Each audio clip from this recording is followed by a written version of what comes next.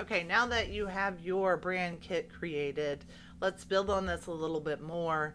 I remember from our first class a few weeks ago, somebody mentioned having your like signature, your contact information, all of that available. So you can copy paste and not create it every single time. So I think that's a good thing to add to this brand kit. So let's go ahead and do that. Usually you want your small text. I'm going to switch it over to now because that's what we were using as our kit here. And would type your email.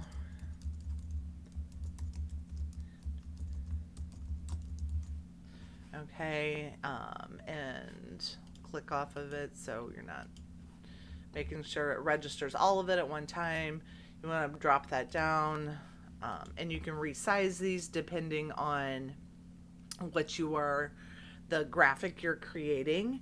One of the hardest things I sometimes have is deciding how to lay this out.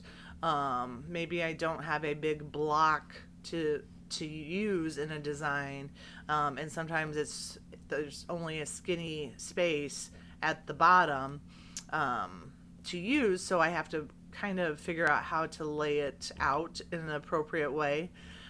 That's just something you're going to have to play with, but if you have all of this available in your brand kit that we can pull up every time, it will make it easier. So I'm going to go ahead and copy this, paste it, and then I'm going to put in a phone number. Whoop. So that's my cell number. Okay. And then copy that. And I'm going to make this my office. Remember, you always have to have one of the office numbers on there. So that's 314-872. I know this is 6675. Okay. And then you can go to add as much as you want, maybe your website. I'm going to take the long one here.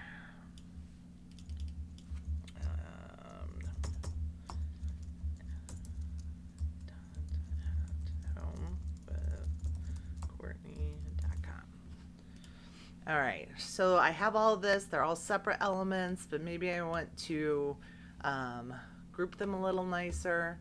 So I want to make sure that they are all aligned either to the left or to the right. So they are all right aligned now. So I'm going to go over here, position them, and I want to align them all right. Well, the spacing is off, right? So we want to evenly space them vertically. Okay, so I feel like that's a little bit too much spacing. So I'm going to kind of scooch them up, and it doesn't have to be perfect because we can do that same thing again. You just have to have your top one and bottom one where you think you want them.